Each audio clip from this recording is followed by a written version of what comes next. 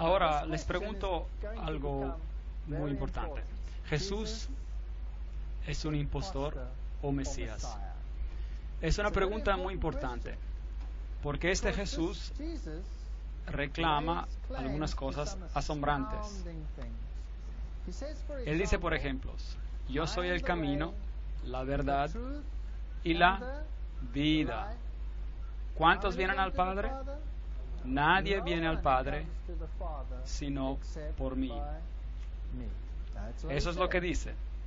Y hoy en día, este Jesús está siendo marginado y los críticos, y especialmente los que le llaman el nuevo movimiento reformador, están repartiendo la Biblia y sacando el corazón del lado mesiánico de la Biblia.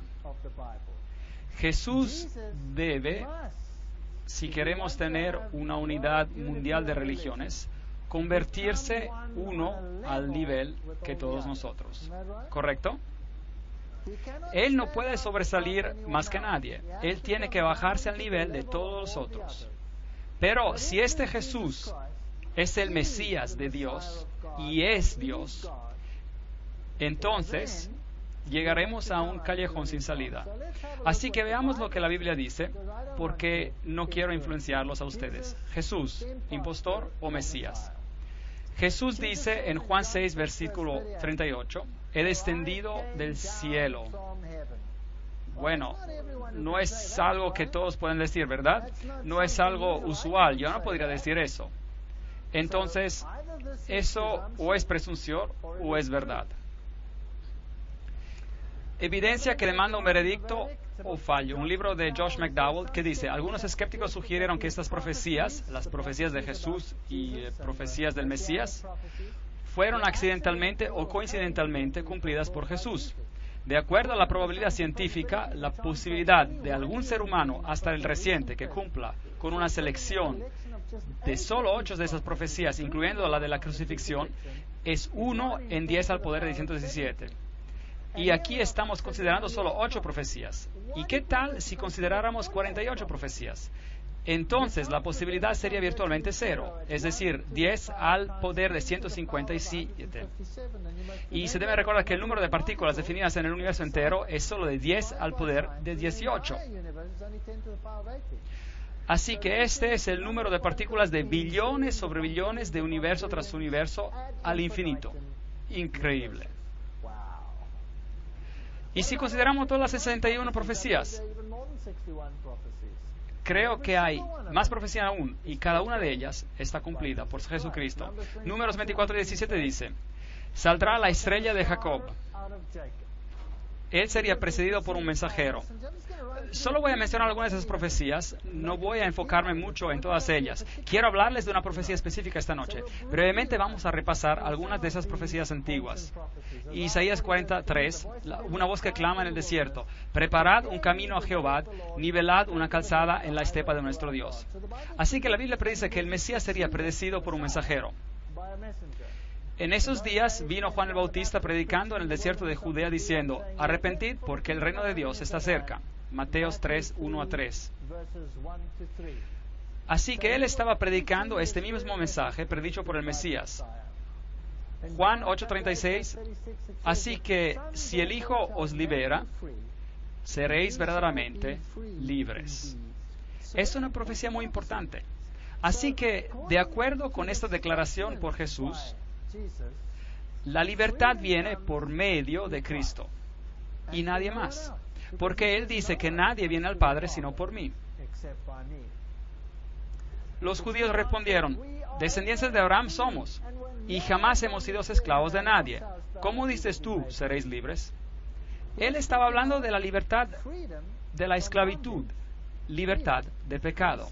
Mi reino no es de este mundo, Juan 18:36. Estas son declaraciones asombrosas.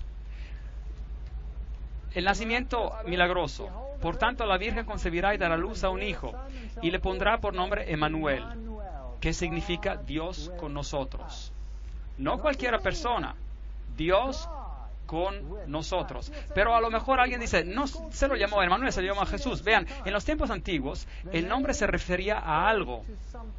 Tenía un significado. No era solo un nombre objetivo, tenía significado. Así que Emmanuel significa Dios con nosotros. Josué, el cual es traducido en griego como Jesús, significa Jehová el Salvador. Dios el Salvador. Y Jesús reclamó ser Dios. Así que no lo se puede comparar con nadie, en ningún sistema religioso. Eso es Isaías 7:14. Y el ángel le dijo a ella: concebirás en tu vientre y darás luz a un hijo, y lo llamarás su nombre Jesús, el cual es exactamente el mismo que Emmanuel. Jehová, el Salvador, está aquí. En otras palabras, Dios con nosotros. Lucas 1:28-31. Entonces el Antiguo Testamento dice: Belén, Belén, de ti ha de salir el que será Señor en Israel. Miqueas 5:2. Y esta Belén en particular, Betlehem en Efrata, que significa el pan de vida vendría a nacer en Belén. Claro que sabemos que esto se cumplió. Jesús nació en Belén, en Judea, en el tiempo de Herodes, y a él le fue dado el nombre de Josué, Jehová el Salvador. Jesús dijo: me ha ungido Jehová, me ha enviado a predicar buenas noticias a los pobres. Esta es una profecía del Antiguo Testamento también. A vendar a los quebrantados de corazón y publicar libertad a los cautivos y a los prisioneros apertura de la cárcel. A proclamar el año de la buena voluntad de Jehová y el día de venganza del Dios nuestro. A consolar a todos los que están de luto. Isaías 61, 1, 2. Lucas 4, 10, 18, 19.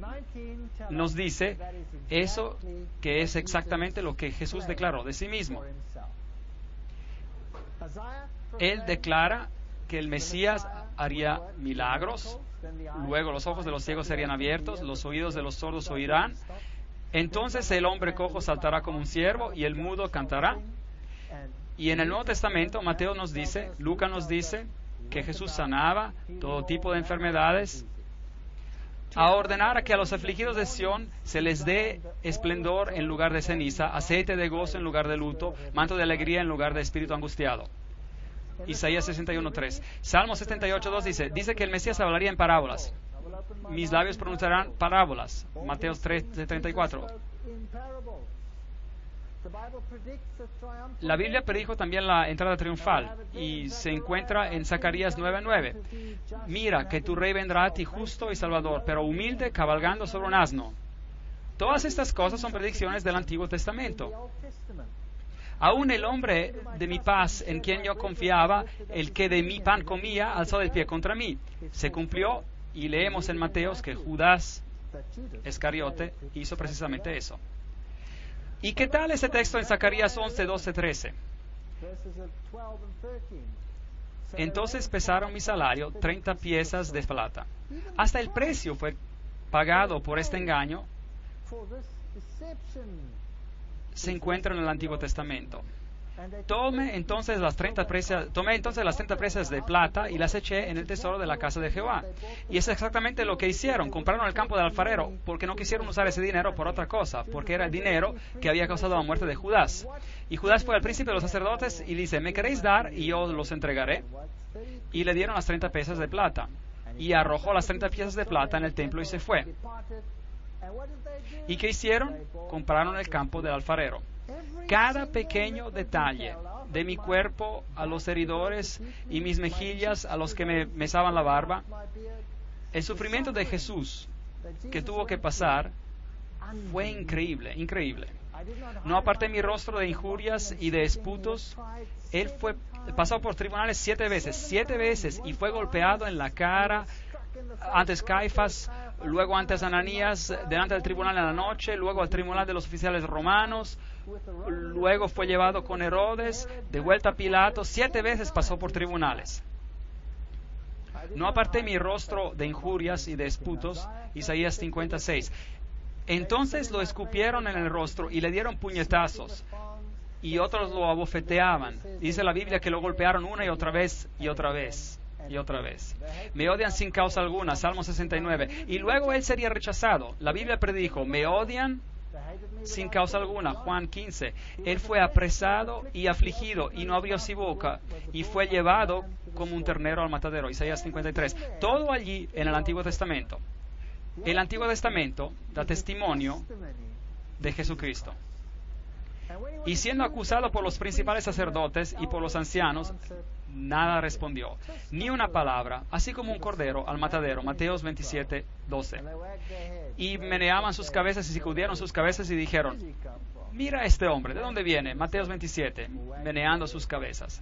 Hasta la manera como él iba a morir, Salmos 22, 16, clavaron sus manos y sus pies, lo crucificaron y fue contado como los transgresores, Isaías 53, 12. ¿Sabían que hay grupos de protestantes cristianos en el mundo que niegan esa profecía totalmente? Hasta niegan que las profecías mencionadas aquí pertenecen a Cristo, cuando el Nuevo Testamento mismo la refiere a Jesucristo. Me asombra pensar que hay denominaciones protestantes que hacen esto. Me dieron a beber vinagre, Salmos 69, 21, Mateos 27, 34. Crucificados con ladrones, usted sabe que así ocurrió, Marcos 15. Zacarías, mirarán hacia mí a quien traspasaron, Zacarías 12:10. Hasta la manera de crucificarlo está descrita.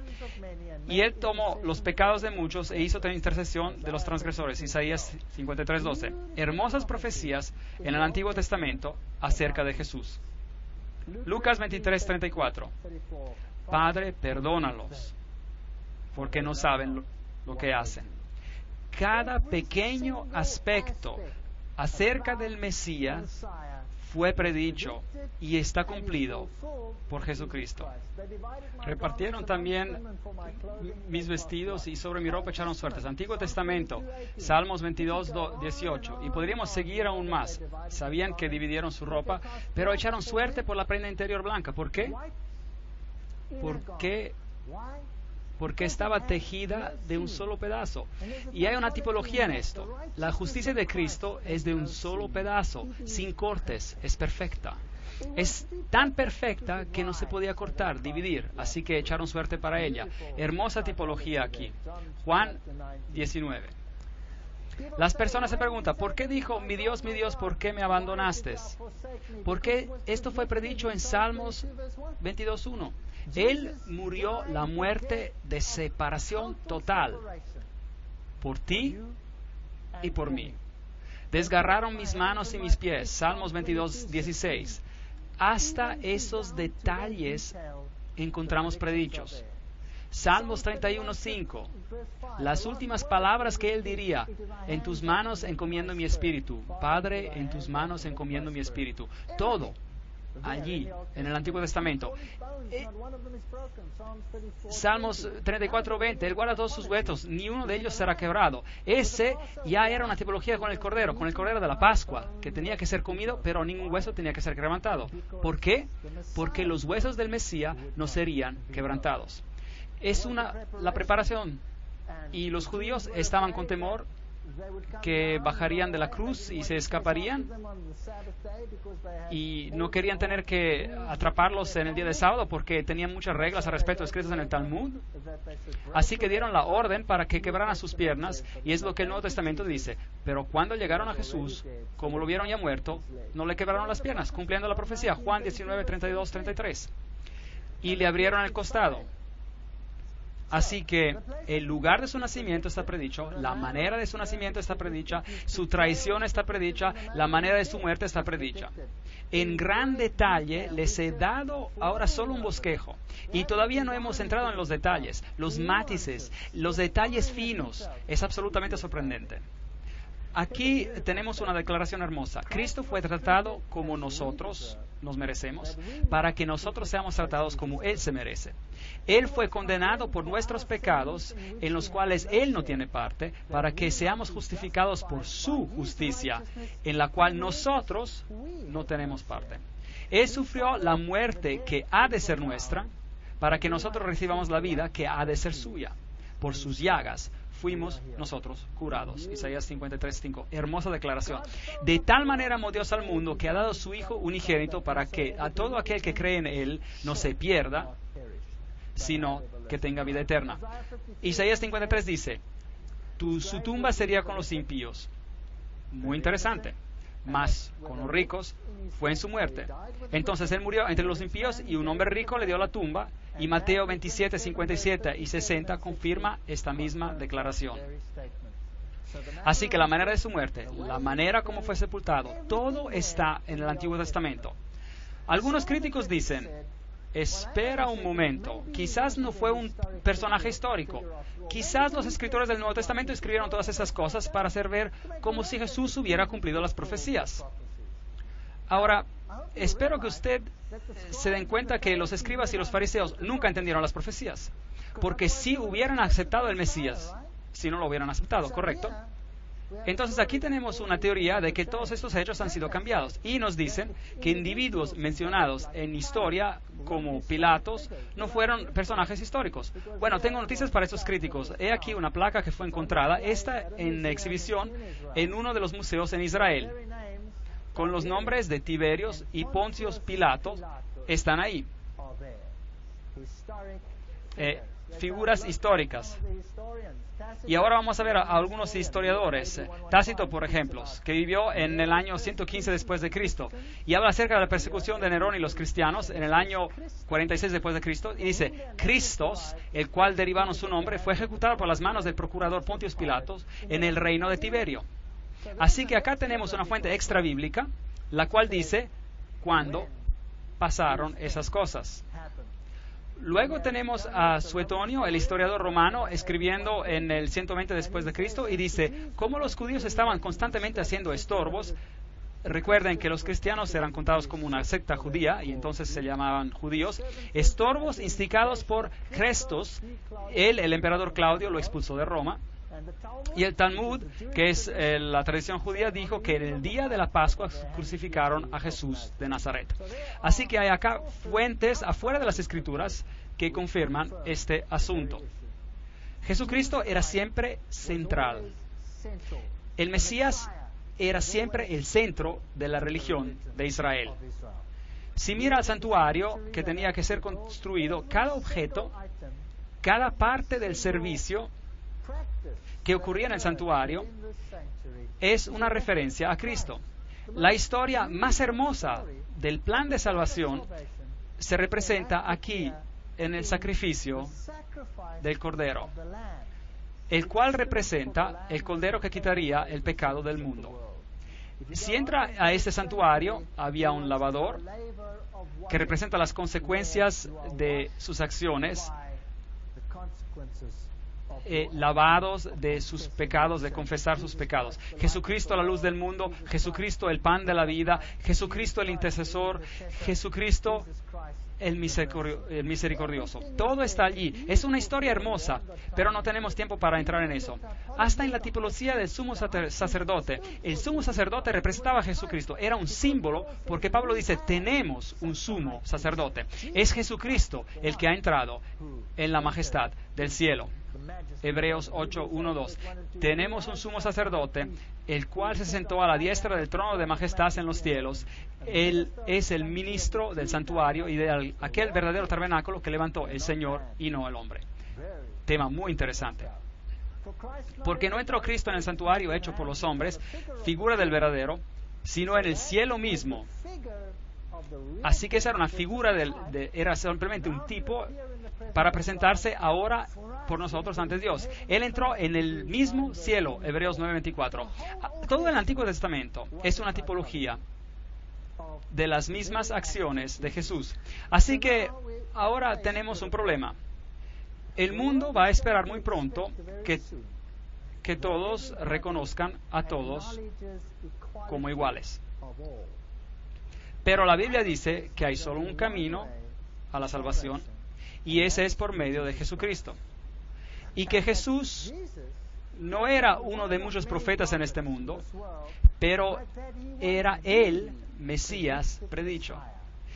El Dios hecho hombre, el que bajaría del cielo para pagar el precio del pecado para ti y para mí, y salvación. Y tenemos que saber qué opinamos sobre este asunto. Bueno, hay una fantástica profecía en Daniel que ha puesto este asunto más allá de cualquier sombra de duda. Tanto así que es una pesadilla para aquellos que quieren rechazar a Jesucristo como el Mesías. En Daniel capítulo 8 tenemos un recorrido a través de la historia, como lo hicimos en Daniel capítulo 2, donde estudiamos de la cabeza y de los brazos de plata y el bronce y el hierro.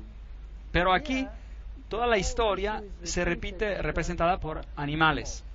Aquí tenemos un carnero particular con dos cuernos, uno más grande que el otro, y la Biblia nos dice que quién es, no tenemos que adivinar, y la Biblia nos dice que es una referencia a los medios y los persas, y después de hablar de estos dos cuernos, nos dice que un macho cabrío vino con un cuerno notable entre sus ojos, y nuevamente no tenemos que adivinar, nos dice que el cuerno prominente representa el primer rey de Grecia. ¿Quién era? Pues Alejandro el Magno. No tenemos que adivinar. La Biblia nos dice exactamente lo que representan estos símbolos. Y dice que él se acercó y atacó al carnero con los dos cuernos y le quebró los dos cuernos. Medo-Persia fue conquistada. Así que el macho cabrío viene volando, choca contra el otro y se quiebra su cuerno. Y Daniel 8:8 nos dice, el macho cabrío creció en gran manera, pero cuando estaba en su mayor fuerza, aquel gran cuerno fue quebrado. Entonces, Alejandro Magno llegaría a su fin y en su lugar 4 notables cuernos crecerían hacia los 4 vientos del cielo. Y sabemos que Grecia fue dividida en 4 regiones. Es interesante, había 12 generales peleando por el imperio, pero después de esas batallas quedaron solo 4 regiones. De una de ellas salió un cuerno pequeño que creció mucho hacia el sur y el oriente y hacia la tierra gloriosa. Creció hasta llegar al ejército del cielo y parte del ejército de las estrellas echó por tierra y las pisoteó. Aún se engrandeció frente al príncipe de los ejércitos. Por él fue quitado el sacrificio continuo. La palabra sacrificio está escrita en cursivo, significa que no existe en el texto original. Eso es lo que significa en la versión King James en inglés. Cuando escriben una palabra en cursivo significa que no está en el original. Así que por él el continuo fue quitado y el lugar del santuario fue echado por tierra. Ahora, todo este santuario representaba al Mesías y Roma vino y crucificó al Mesías. Hablaremos de ese asunto con más detalle después. Entonces oí hablar a un santo. Ahora Daniel en su visión escucha a un ángel hablar a otro ángel. ¿Y hasta cuándo durará la visión del sacrificio?, le pide el ángel al otro. La palabra sacrificio es añadida. Y la palabra continuo es tamid. La palabra sacrificio está añadida. El tamid, es decir, el continuo, el diario. El tamid significa continuo. El tamid era el fuego que estaba quemando siempre, y cuando los hebreos veían el fuego que siempre quemaba, sabían que había un sacrificio quemándose en su favor, representando la expiación de Cristo. Y podremos volver a este tema más tarde en una lectura. La prevaricación asoladora y la entrega del santuario y el ejército para ser pisoteados. ¿Cuándo va a pasar todo esto? Y le dijo, hasta 2300 tardes y mañanas. Y luego el santuario será purificado. Daniel 8, 13, 14. Tenemos un tiempo profético, una profecía sobre tiempo. Ahora, no vamos a hablar de esta profecía esta noche. Estos 2300 días proféticos los explicaremos otra noche en detalle. Así que no quiero hablar de esto en detalle, pero Daniel está hablando acerca de una profecía sobre un periodo de tiempo definido. Y yo quiero ver a una porción de este tiempo profético. Daniel 8, 23, 26. Al fin del reinado de estos, cuando los transgresores llegan al colmo, se levantará un rey altivo de rostro y entendido en enigmas, y él se levantará contra el príncipe de los príncipes, pero será quebrantado, aunque no por mano humana. Allí tenemos la frase, no por mano humana. Increíble profecía. La vamos a explicar más allá. Y vamos a ver quién va a estar en control justo antes de que Cristo venga. La visión de las tardes y las mañanas que se ha referido es verdadera. Y tú guarda la visión porque es para muchos días, para el futuro. Él dijo, hasta 2300 días, entonces el santuario será purificado. Entonces aquí hay una visión que le fue dada a Daniel y él no la entiende. No la entiende para nada. Y se le dice, no te preocupes, no las tienes que entender, concierne el futuro distante y será desellada más tarde y no ahora. Y no vamos a tratar de este asunto en esta conferencia, trataremos de este asunto en otra conferencia. Entonces, Daniel está pensando acerca de esta visión y no la entiende. Está allí parado. Daniel 8:17. Vino luego cerca de donde yo estaba y al venir me asusté y me postré sobre mi rostro. Daniel está en visión y ve a este ser celestial y se postra delante de él. Entiende, hijo de hombre, que la visión es para el tiempo de la fin. Entonces la visión concierne el futuro, concierne el tiempo de la fin. Y tiene tantos aspectos que preocupan a Daniel. Y el capítulo 9, Daniel 9, desde el versículo 20 en adelante, tenemos una explicación de parte de la visión. Así que aún estaba hablando en oración cuando el varón Gabriel, ahora ese es el ángel Gabriel, volando con presteza, vino a mí diciendo, Daniel, ahora he salido para darte sabiduría y entendimiento. Entonces ahora él le va a explicar algo. Así que queremos saber de qué se trata. Y aquí vamos. Preparados. 70 semanas están determinadas sobre tu pueblo y tu santa ciudad. ¿Cuántos días en una semana? 7. Entonces, 70 semanas sería 7 por 70, 70 por 7, llegaremos a los días. 70 semanas están determinadas sobre tu pueblo. Esos son los judíos. Y tu ciudad santa, ¿cuál es esta? Jerusalén. Para terminar la prevaricación, poner fin al pecado y expiar la iniquidad para traer la justicia imperdurable. Sellar la visión y la profecía y ungir el santo de los santos. Daniel 9:24. Tremenda visión, tremenda profecía.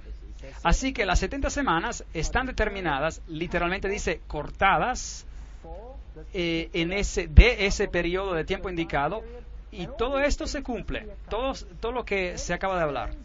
Fin de los pecados, reconciliación por la iniquidad, traer la justicia perdurable. Ahora, ¿quién hizo todo esto? ¿Quién trae la justicia perdurable? ¿Quién puede traer fin al pecado? Solo Jesús. Esta es una profecía mesiánica. Ahora, déjenme decirles, los judíos están muy enojados acerca de esta profecía. Escuchen esto. Esta es una maldición rabínica, la maldición rabínica, y se encuentra en la ley del Talmud en página 978, sección 2, línea 28. Permítame leerla. Que los huesos de sus manos y los huesos de sus dedos se caigan y se descompongan de aquel que dé las vueltas a las páginas del libro de Daniel para encontrar el tiempo de Daniel 9, 24, 27, hasta 27.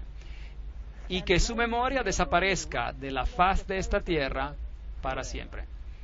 Increíble. Estos hombres hablan en serio. ¿Estaría de acuerdo?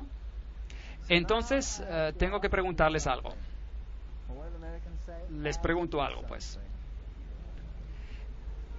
¿Están dispuestos a ir adelante a pesar de esta maldición? Porque si ustedes van a calcular conmigo el periodo de tiempo descrito en Daniel 9, 24, 27, entonces esa maldición debería teóricamente caer sobre nosotros. Pero déjeme decirle algo. Yo sirvo a alguien más grande que esa maldición. No tengo miedo de esa maldición. Y sé por qué ellos tienen esa maldición. Porque si esa maldición no estuviese ahí, alguien podría calcular el periodo del tiempo de esa profecía y enterarse de quién realmente deberían servirle. Veamos. Quitado, cortado, determinado, separado de 70 semanas quitadas de la profecía más grande para los judíos. Ahora, echémosles un vistazo. En profecía, un día vale un año. Una semana son 7 días, es decir, un día por un año. El principio de un día por un año significa que la semana vale 7 años. Ahora, ¿puedo decir yo eso? ¿Inventármelo? No, eso sería arrogancia. Así que consigamos algo de apoyo bíblico. Ezequiel capítulo 4, versículo 6. Día por año te lo he dado. Se está hablando en el sentido profético. Números capítulo 14, 34, por ejemplo, dice: conforme al número de los días, de los 40 días que empleáis en reconocer la tierra, cargaréis con vuestras iniquidades 40 años, un año por cada día. Así que entonces pongamos a prueba el concepto. Apliquemos el principio día-año y el número de 70 semanas y a ver a dónde nos lleva. 70 semanas están determinadas sobre tu pueblo. 70 semanas, bueno, una semana tiene 7 días, entonces ¿cuánto es en días? Son 490 días, y este es el resultado de los 490 años proféticos que están determinados, cortados. Cortados, determinados, quitados ¿de qué? Obviamente de los 2.300 días proféticos de los cuales el ángel estaba hablando previamente. Así que eso nos lleva a 2.300 años. 490 años cortados, quitados para los judíos. Eso es lo que significa. Bueno, analicemos un poco más. Entonces el santuario sería purificado al final de ese periodo. Ahora, voy a hablar solo de esta parte de la profecía esta noche, solo de las 70 semanas. Para poder descubrir de qué se está hablando, tenemos que saber cuándo empieza esta profecía, ¿correcto? Entonces, ¿cuándo empiezan esos 2.300 años? Entonces, ¿desde cuándo empezamos a contar las 70 semanas? Hecho que el código rabínico nos dice que no podemos estudiar. Bueno, Daniel 9:24 nos da la respuesta. Hay una maldición sobre este verso, interesante, que los rabinos decidieron maldecir una parte de Daniel. ¿No los confunde esta noche? Ciertamente me confundiría a mí, y porque realmente me confundió mucho. 70 semanas son determinadas sobre su pueblo. Sabe pues y entiende que desde la salida de la orden para restaurar y edificar a Jerusalén, ¿hasta qué? Hasta el Mesías. Así que desde la salida de la orden para restaurar y edificar a Jerusalén, recuerden que Daniel estaba cautivo. Jerusalén está destruida y ahora está desolada por 70 semanas. Y empezamos a contar ¿cuándo? Desde el tiempo cuando el decreto sale, desde que sale el decreto, la orden para restaurar y edificar, construir a Jerusalén, hasta el Mesías. El príncipe, habrá 7 semanas y 62 semanas. Y se volverán a edificar la plaza y el muro en tiempos angustiosos. Daniel 9:25. Increíble. Daniel acaba de recibir una profecía mesiánica, diciéndole precisamente cuándo el Mesías vendría. ¿Sabían ustedes que esto está en la Biblia? ¿Sabían esto? Bueno, analicemos estos versículos. 7 semanas, 49 días, 49 años. 62 semanas, 434 días, 434 años. ¿Y dónde nos lleva esto? El decreto para edificar y restaurar Jerusalén. Y entonces pasarían 7 semanas y el templo sería restaurado. Y entonces el Mesías príncipe. Entonces, ¿qué necesitamos? Necesitamos una fecha por aquí, al comienzo. Y podremos identificar este periodo de tiempo, ¿correcto? Necesitamos una fecha de comienzo. Artajerjes, rey de Persia, escribió el decreto en el año 457 a.C. Este decreto daba libertad política total a los judíos. Hubo anteriormente el decreto de Ciro, el cual hablaba solo del templo, pero este decreto de Artajerjes en el 457 a.C. concierne la restauración de Jerusalén. Ahí está.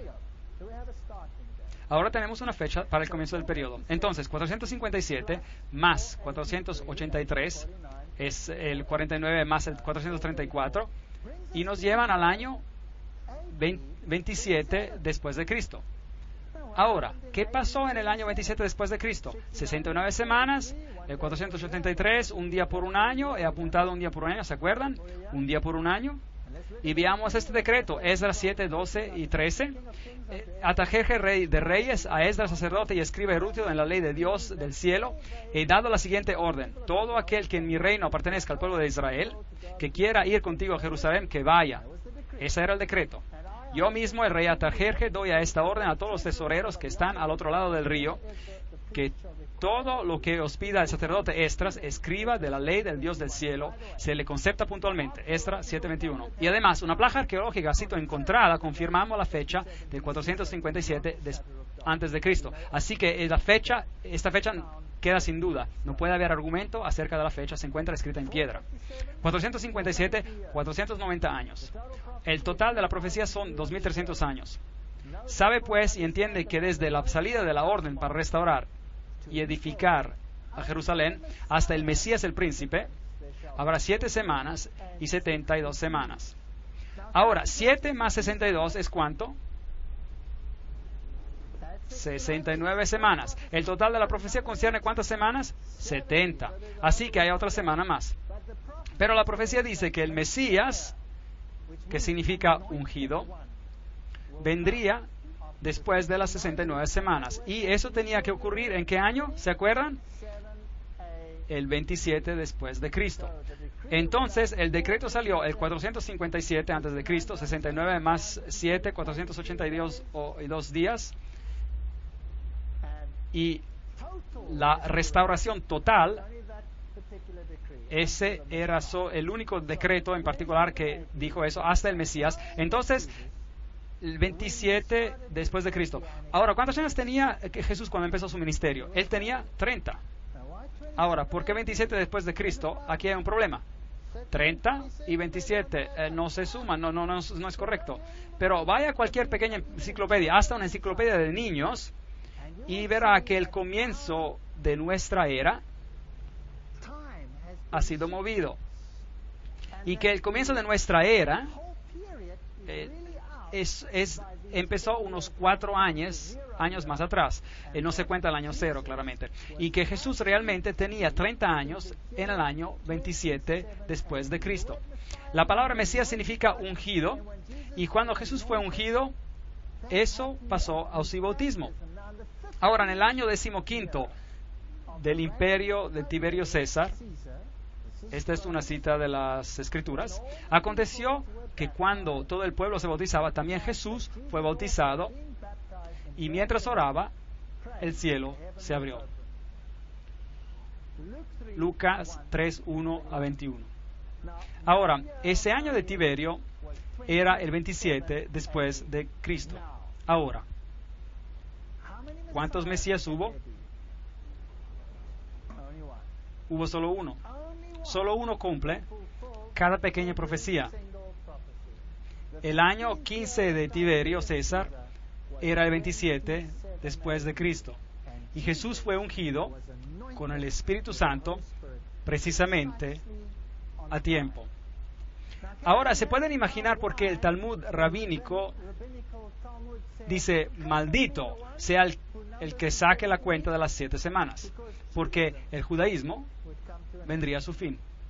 Si aceptaran lo que Daniel dice, el judaísmo llegaría a su fin. Y el Espíritu Santo descendió en forma de paloma sobre él. Y una voz vino del cielo y dijo, este es mi Hijo amado, en quien tengo complacencia. Ahora, escuchen lo que dice en Marcos capítulo 1, versículo 15. Jesús fue ungido y el año era el 27 después de Cristo. Y él dice, decía Jesús, el tiempo se ha cumplido y el reino de Dios se ha acercado. Arrepentíos y creed en el Evangelio. Marcos 1, versículo 15. ¿Qué tiempo se había cumplido? ¿Qué tiempo se había cumplido? Juan 1:29. Este es el Cordero de Dios que quita el pecado del mundo. El ungido, el Mesías había llegado. Dios ungió con el Espíritu Santo y con poder a Jesús de Nazaret. Hechos 10:38. Y eso ocurrió a su bautismo. Así que el Mesías vendría y tomaría el pecado del mundo sobre él. Y esto fue predicho precisamente en la Biblia. La fecha. Gálatas 4:4. Pero cuando vino el cumplimiento del tiempo, Dios envió a su Hijo.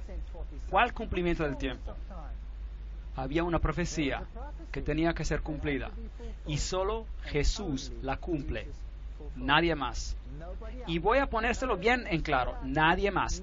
Ni Shiva, ni Brahma, ni Vishnu, ni Buda, ni Muhammad. Nadie de nadie. Solo Jesús cumplió. Nadie más. Así que solo hay un Mesías bíblico. Y nadie viene al Padre excepto por Él.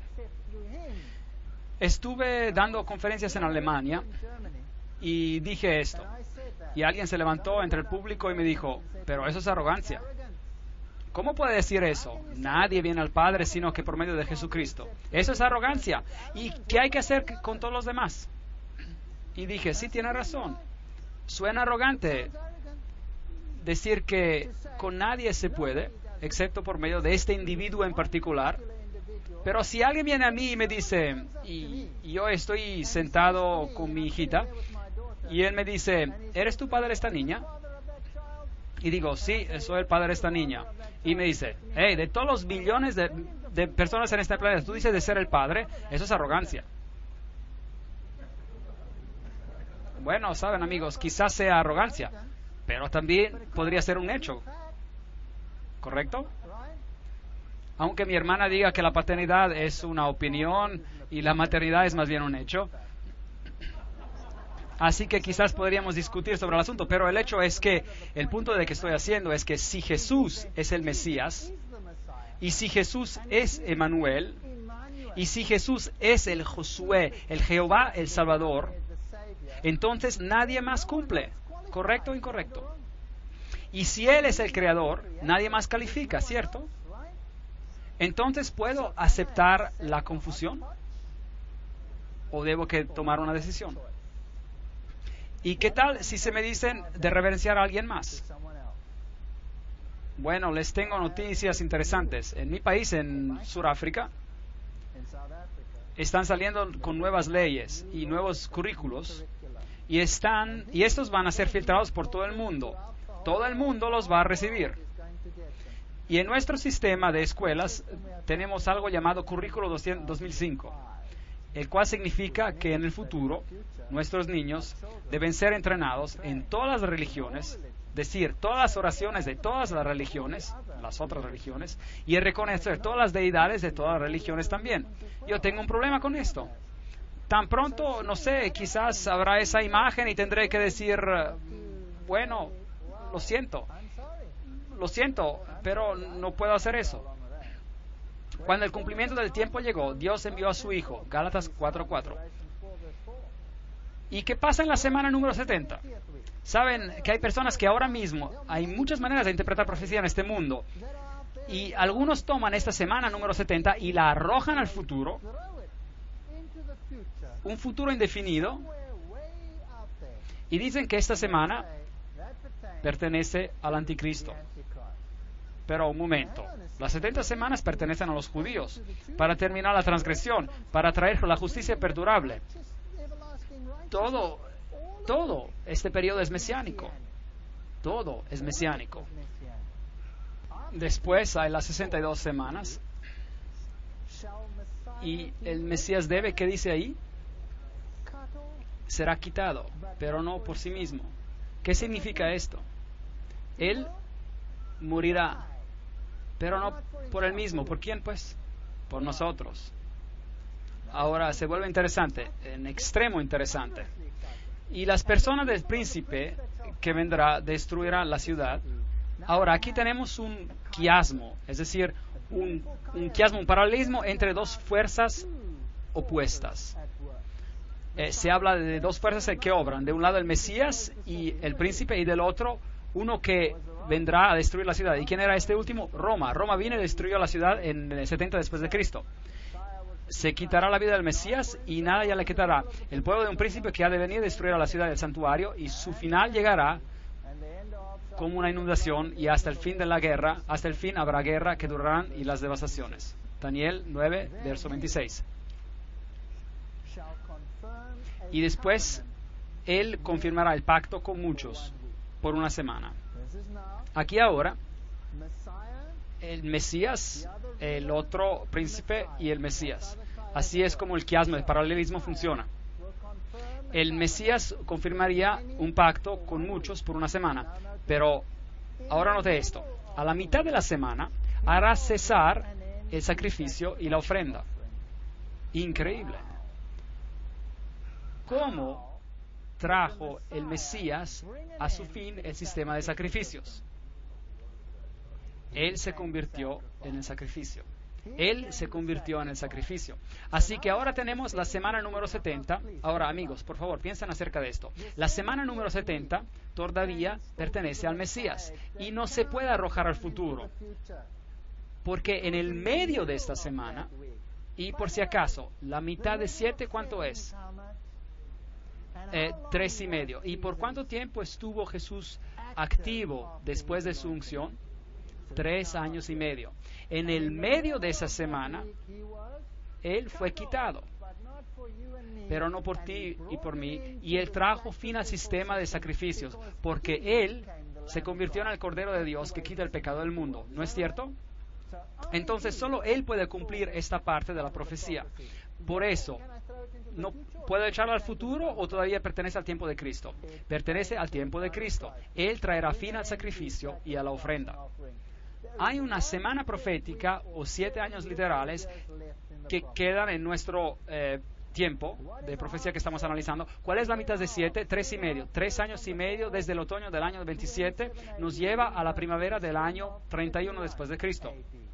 Así que tenemos el año 27 y 3,5 y el sistema de sacrificio de los judíos, simbolizados por el templo, llega a su fin. El Mesías sería quitado, pero no por sí mismo. Es fenomenal. Esta profecía antigua apunta a Jesús y a nadie más. A pesar del disgusto de muchos líderes religiosos en el mundo hoy en día. La semana número 70, 31 después de Cristo, Jesús murió, pero aún nos quedan 3 años y medio. 70 semanas están determinadas, asignadas a los judíos. ¿Qué pasó en el 34 después de Cristo? Déjeme decir algo. Jesús dijo a los judíos, a estos discípulos de él: vayan primero a los hijos perdidos ¿de quién? De Israel. Id primero a los hijos perdidos de Israel. Él no los rechazó aún después de su muerte. Él dijo: id primero a los hijos perdidos de Israel. Y trabajaron primero entre los judíos. Pero luego, en el 34 después de Cristo, algo pasó. Algo pasó. Apedrearon a Esteban apedrearon a Esteban y los cristianos huyeron. ¿Y quién los persiguió? ¿Y quién mandaron detrás de ellos? ¿Se acuerdan? ¿Se acuerdan de Pablo? Pablo recibió una visión y él fue nombrado apóstol ¿de quiénes? De los gentiles. Y Pedro recibió una visión de una sábana bajando llena de cosas impuras y es enviado a Cornelio, un gentil. Y él va a Cornelio y le dice que Dios le ha mostrado en una visión que él no debe llamar a ningún hombre impuro. Y ¿saben lo que él dice? Es contra la ley para los judíos asociarse con un gentil, pero Dios me ha mostrado una visión que yo puedo ir a ustedes. Así que en el año 34 después de Cristo, Esteban es apedreado. La comisión de que el evangelio sería llevado por los judíos o por medio de los judíos viene a su fin y los gentiles siguen adelante con el mensaje. Ellos predican el Cristo resucitado. ¿No es interesante? Y cualquier judío que quiere ser injertado en la viña puede ser injertado, pero tiene que reconocer a Jesucristo como su Salvador personal y por tanto en ese sentido debe venir cristiano. Y si tú estás en Cristo, entonces tú eres parte de la simiente de Abraham. Es solo así como funciona. Cristo fue sacrificado exactamente a tiempo, de acuerdo con la profecía, exactamente como la profecía predijo que pasaría. Y en medio de la semana, Él fue crucificado, pero todavía la misericordia perduró hasta que ellos totalmente rechazaron, no solo a Cristo, pero también a sus seguidores. De acuerdo con la profecía de Daniel, el pacto de Dios con los judíos terminaría el año 34 después de Cristo, y de aquí en adelante se necesita ser injertados en la viña. Ellos predicaron y fueron rechazados. Aquí en la puerta de las ovejas es por donde lo trajeron a Jesús, donde crucificaron al Salvador. Lo querían como rey de reyes y querían que Él destruyera a los romanos, pero Él vino a destruir a sus pecados. Con todo, yo enseñaba a andar a Efraín, tomándolo por los brazos, mas ellos no comprendieron que yo los cuidaba.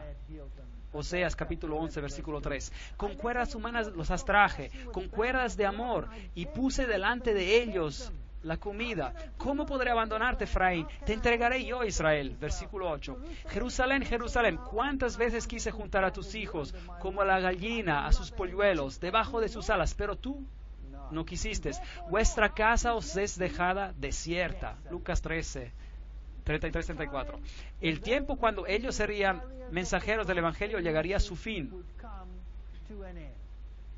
Mientras se acercaba a Jerusalén, Jesús, al verla, lloró por ella, diciendo, si también tú conocieras, a lo menos en este tu día, lo que es para tu paz, pero ahora está cubierto a tus ojos. ¿Por qué? Por la dureza de sus corazones. Vendrán días sobre ti cuando tus enemigos te rodearán con cerca, te sitiarán y por todas partes te estrecharán, te derribarán a tierra y a tus hijos dentro de ti, y no dejarán en ti piedra sobre piedra. Lucas 19, 43, 44. ¿Fue cumplido? Sí. Mira, vuestra casa os es dejada desierta. Así que el Evangelio viene llevado por los gentiles. Por si acaso, ¿qué significa desierto? Desierta la ciudad. ¿Significa que hay algo queda? ¿Que hay vida? Nada. Nada del todo. Nada de todo se queda. En el medio de la semana, Cristo el Mesías haría que el sistema de sacrificio terminaría. Estos versículos nos dicen que el Mesías moriría siendo crucificado en el día 14 del primer mes de judío, en el año 31 después de Cristo. Y cada detalle ha sido cumplido por Jesucristo. Ahora note esto. La Biblia dice en Marcos 15:38, entonces el velo del templo se rasgó en dos, de arriba abajo. No de abajo arriba, no, de arriba abajo. ¿Quién lo rasgó? Dios. Él lo rasgó. Ahora, cuando el velo se rasgó, entonces el camino al lugar santísimo estaba abierto, lo cual significaba que cualquier judío podía ver el lugar santísimo y vivir. Increíble. ¿Por qué? Porque el sistema de sacrificios había terminado. Ahora, piensen en esto. ¿Jesús cumplió con el sistema de sacrificios? ¿Sí o no? Sí, porque habiendo ofrecido un sacrificio, Él lo hizo para siempre perfecto, un sacrificio. Y si yo construyera un pequeño templo y empezara a sacrificar nuevamente, ¿qué estaría diciendo con este hecho? Que Cristo no fue sacrificado y que no cumplió con todo. Así que si ellos quieren construir otro templo, déjenlos hacer, pero no viene de Dios. ¿Han seguido la lógica del tema hasta acá? Entonces el velo del templo se rasgó en dos, de arriba a abajo. Entonces, el velo del templo se rasgó en dos, de arriba a abajo. Mateos 27, 51. Fue escrito para nosotros. Así que, de acuerdo a las profecías de Daniel, el pacto de Dios con los judíos cesaría el 34 después de Cristo, al final de las 70 semanas. Y no se puede arrojar la semana número 70 al futuro, porque el sistema de sacrificios fue terminado por Jesús mismo. Entonces, esto encaja en el pasado. 34 después de Cristo, Esteban es apedreado, los líderes judíos rechazan el Evangelio y este va a los gentiles. Gálatas capítulo 3, versículo 29. Y si vosotros sois de Cristo, ciertamente descendientes de Abraham sois, y herederos según la promesa. Así que, en otras palabras, cada uno que acepte a Jesucristo es parte de la simiente de Abraham, ¿sí o no? Porque Pablo dice que la simiente es en singular, y eso significa que se refiere a Jesús y nada más. Ni circuncisos y no circuncisos significa nada, lo que cuenta es una nueva creación. Paz y misericordia a todos los que siguen esta regla, hasta el Israel de Dios. ¿Quiénes son esos? Los que aceptan a Cristo. Ellos son. Entonces, yo amo a los judíos y tengo muchos amigos judíos y realmente oro con todo mi corazón que acepten el Evangelio. Y espero que haya muchos judíos aquí esta noche. No estoy queriendo dejar mal a los judíos esta noche, estoy explicando profecía, una profecía que señala a Jesús. Y él dijo, en 2300 días el santuario será purificado. Hay más que ver en esta profecía, más que esto. La purificación del santuario es una fiesta judía y la veremos más allá. Es una fiesta que era un día de juicio y entonces se refiere al día de juicio en los tiempos finales. El fin del mundo, la profecía termina 2300 días después y luego viene la eternidad. Todos sabemos que esta tierra fue juzgada una vez antes y destruida por un diluvio. Y todos los que no estuvieron en el arca se ahogaron. Y en la misma manera, escudriñad las Escrituras porque a vosotros os parece que en ellas tenéis la vida eterna y ellas son las que dan testimonio de mí. Juan 5:39. En Jesús tenemos vida. En Jesús somos salvos. En Jesús podemos ir al reino. En nadie más. Y si entendemos esta profecía, entonces no podemos ser engañados por lo que va a suceder en el mundo. Y quiero advertir a las personas de este país y de todos los países del mundo que este enfrentamiento decisivo pronto ocurrirá. Sirve al Señor y nadie estará perdido. Gracias por venir.